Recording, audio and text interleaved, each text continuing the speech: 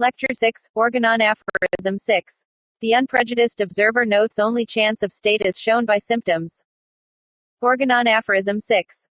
The unprejudiced observer, well aware of the futility of transcendental speculations which can receive no confirmation from experience be his powers of penetration ever so great, takes note of nothing in every individual disease, except the changes in the health of the body and of the mind which can be perceived externally by means of the senses, that is to say, he notices only the deviations from the former healthy state of the now diseased individual, which are felt by the patient himself, remarked by those around him and observed by the physician. All these perceptible signs represent the disease in its whole extent, that is, together they form the true and only conceivable portrait of the disease. The teaching of this paragraph is that the symptoms represent to the intelligent physician all there is to be known of the nature of a sickness, that these symptoms represent the state of disorder, that sickness is only a change of state and that all the physician has to do is correct the disordered state. Hahnemann, it seems, would say that it is great folly for a man to look into the organs themselves for the purpose of establishing a theory to find out whether the stomach makes the man sick, or whether the stomach makes the liver sick and such like.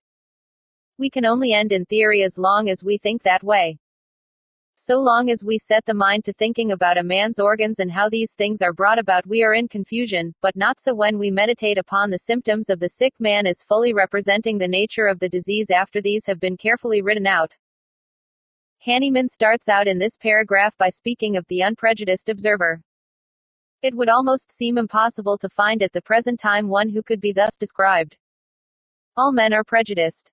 Man is fixed in his politics, fixed in his religion, fixed in his ideas of medicine, and because of his prejudice he cannot reason. You need only to talk to him a moment on these subjects and he will begin to tell you what he thinks, he will give his opinion, as if that had anything to do with it. Men of the present day cannot recognize law, and hence they are prejudiced, but when men have authority on which they can rest, then they can get rid of their prejudices. Suppose we have a large dictionary that we say is an authority on the spelling of words. If a club of 150 men who bought that dictionary, and put it into a closet and say, that is how we agree to spell, that is a recognition by these men that the book is authority. There would be henceforth no argument on the question of spelling. But if there were no authority, one man would spell one way and another man in another way, there would be no standard of spelling. Such is the state of medicine at the present day, there is no standard authority. One book is authority in one school, and in another school they have another book, and so there is confusion. Men cannot get rid of their prejudices until they settle upon and recognize authority in homeopathy. The law and its principles must be accepted as authority. When we know these it is easy to accept them as authority, but seeing they are not known there is no authority and everybody is prejudiced. Men often ask, Doctor, what are your theories as to homeopathy? What are your theories of medicine? I have no theories. It is a thing that is settled from doctrine and principle, and I know nothing of theory. A woman came into my office this morning and said, Doctor, I have always been treated by the old school, but the doctors were unable to decide whether the liver made my stomach sick or the stomach made the liver sick. This is only confusion. No organ can make the body sick, man is prior to his organs, parts of the body can be removed and yet man will exist. There is no such thing as one organ making another sick. When we realize that the course of things is from center to circumference, we must admit that the stomach was caused to be in disorder from the center, and that the liver was caused to be in disorder from the center, but not that they made each other sick. One who has been taught such ideas cannot rid himself of them for a long time. It is a matter of years to get out of these whims and notions which we have imbibed from our inheritance. We cannot rid ourselves of confusion until we learn what confusion is. In this paragraph Hahnemann does not speak of changes of tissue or changes in the organs, but changes of state. Man could see and fed done changes, but these represent to the intelligent physician the nature of disease or disease cause, they only indicate that because of the disorder within certain results have followed. The unprejudiced observer can see that pathology does not represent the nature of the disease, because numerous so-called diseases can present the same pathology and the same phenomena. The trouble is that there are so few unprejudiced observers. To get rid of our prejudices is one of the first things we must do in the study of homeopathy. Therefore let me beg of you, while sitting in this room, to lay aside all that you have heretofore imagined or presumed, the whims and notions, and, what I thought about it, the things that you have learned from men and books, and only follow after law and principle, things that cannot deceive, cannot vary. Even law will deceive if man is of prejudiced mind, because then he misreads the law and doctrine, and when things are called black they look to him white. Every image is inverted in his prejudiced mind, because he realizes only with his senses, and sees with his eyes and feels with his fingers only the appearance of things, just as we say that the sun rises, judging from our eyes, although we know from our intelligence that it does not rise. If we believe our senses only, we will accept all the notions of men. If the senses were invariable, men would agree, but they are variable, and no two men will agree in everything, for just as men's observations differ, so different notions and theories will be established. We must try to get rid of the prejudices that we have been born with and educated into, so that we can examine the principles and doctrines of homeopathy and seek to verify them. If you cannot put aside your prejudices, the principles will be folly to you. The unprejudiced observer is the only true scientist. He perceives in each individual affection nothing but changes of state. The changes of state are such as are observed by the patient when he says he is forgetful, that his mind does not operate as it did, that he is often in a state of confusion, that when he attempts to deliver a sentence a part of it goes away from him, the idea passes away, or that he is becoming irritable, whereas he was pleasant, that he is becoming sad, whereas he was cheerful before, that there are changes in his affections, in his desires and aversions. These things relate to states, not to diseased tissues, but to a state of disorder or want of harmony. Dr. Fink expresses it as a distunement. After the patient has related everything he can about his change of state, the physician may be aided by information from outsiders, from relatives who look upon the patient with goodwill, who wish him well. If the husband be sick, it is well to get the wife's testimony. After the physician has written down all the information in accordance with the directions of Section 85 for the taking of the case, he then commences to observe as much as he can concerning the disorder, but more particularly those things which the patient would conceal, or cannot relate, or does not know. Many patients do not know that they are awkward, that they do peculiar and strange things in the doctor's office, things that they would not do in health, and these are evidences of change of state. The physician also notes what he sees, notes odors, the sounds of organs, chest sounds, intensity of fever, by his hand or by a thermometer, etc., and when he has gone over this entire image, including everything that can represent the disease, he has secured all that is of real value to him. What if there are changes in tissue present? There is nothing in the nature of diseased tissue to point to a remedy, it is only a result of disease. Suppose there is an abdominal tumor, or a tumor of the mammary gland, there is nothing in the fact that it is a tumor or in the aspect of the tumor that would lead you to the nature of the change of state. The things that you can see, i.e., the changes in the tissues, are of the least importance, but what you perceive in the patient himself, how he moves and acts, his functions and sensations, are manifestations of what is going on in the internal economy. A state of disorder represents its nature to man by signs and symptoms, and these are things to be prescribed upon. Take a case which as yet has no pathological changes, no morbid anatomy, one that has only functional changes. The collection of signs and symptoms presents to the intelligent physician the nature of the state, and he is clear as to the remedy.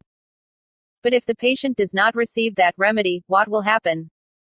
The case will go on for a while, perhaps for 2 or 3 years, and when he returns to you on examination, you will find that he has cavities in his lungs, or an abscess in his liver, or albumin in the urine, etc. If it were the last, according to the old-fashioned notions and theories, you must now prescribe for Bright's disease, you would not think that remedy which you figured out 2 years before fitted his case perfectly then and is what he must have now. But he needed that remedy from his childhood, and you were able to figure it out from the symptoms of his change of state, pure and simple, without tissue changes. Do you suppose because the disease has now progressed into tissue change, the organs are breaking down and the man is going to die, that this has changed that primitive state? The man needs the same course of treatment that he has needed from his babyhood. The same idea of his disease must prevail now that prevailed before he had the tissue changes. Bright's disease is not a disease, it is simply the ultimate or organic condition which has followed the progress of the original change of state. Under other circumstances, that change of state might have affected his liver or his lungs. Tissue changes do not indicate the remedy, and so as physicians we must learn to examine symptoms which are prior to morbid anatomy, to go back to the very beginning. Such a patient as I have described must be looked upon as when he was in the simple change of state before matters were complicated. Besides this, there is no manner of treatment for Bright's disease or any other organic change. Our remedies appeal to man before his state has changed into disease ultimates, and these remedies do not change because morbid anatomy has come on, they apply as much after tissue changes as before it. If we do not know what the beginnings are, we cannot in an intelligent way treat the endings. In a footnote, Hahnemann says, I know not therefore how it was possible for physicians at the sick bed to allow themselves to suppose that, without most carefully attending to the symptoms and being guided by them in the treatment, they ought to seek and could discover only the hidden and unknown interior, what there was to be cured in the disease, etc. The learned man in the old school today would say, Oh, I do not care anything about your symptoms. I do not care if you are forgetful or irritable. If you do not sleep, I will give you something to make you sleep. But I must sound your liver, for that is the cause of all your trouble, and I will prescribe for that. He supposes the liver is the cause of all the trouble, and believes that when that is corrected he has cured his patient. What a false idea! His mind is upon mere theory. It is common, when they do not know what has killed a man, to make a post-mortem in order to discover the cause, and by this they find out certain pathological conditions, but the aim of the physician is to discover in his patient that just these conditions are present. It is true, on the other hand, that the post-mortem affords the physician the means for a general study of the results of disease, which I would not, under any circumstances, prevent. Indeed, there are times when I would strongly encourage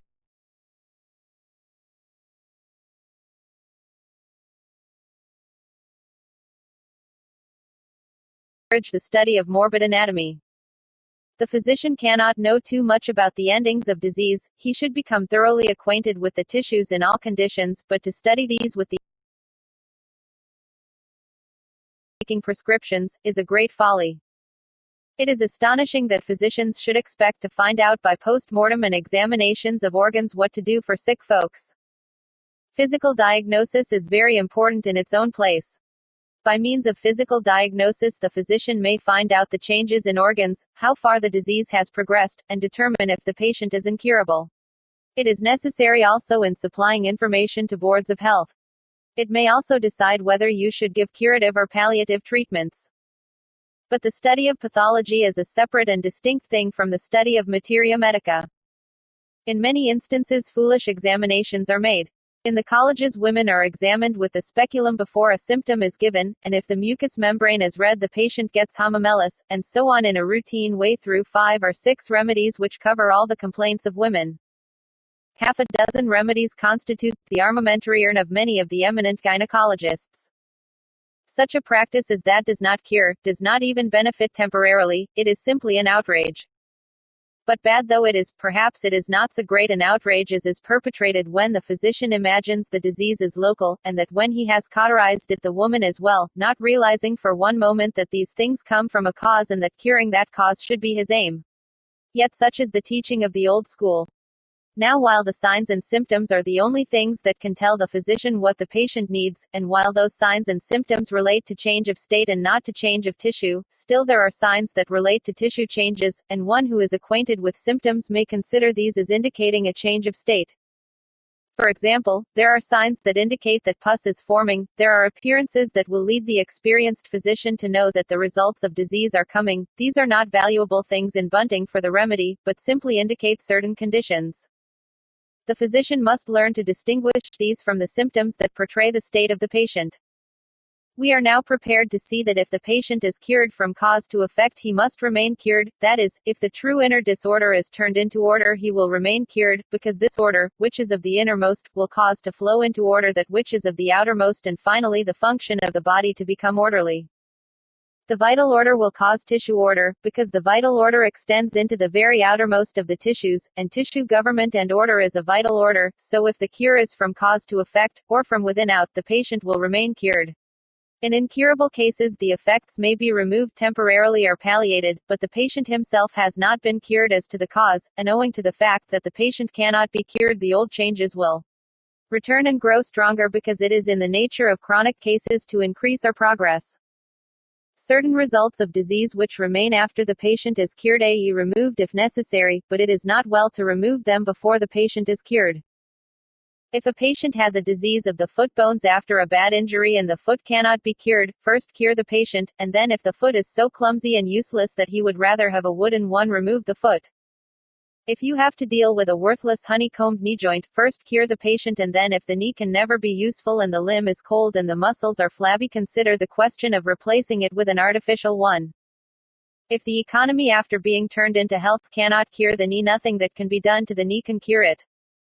Do not say that the patient is sick because he has a white swelling, but that the white swelling is there because the patient is sick.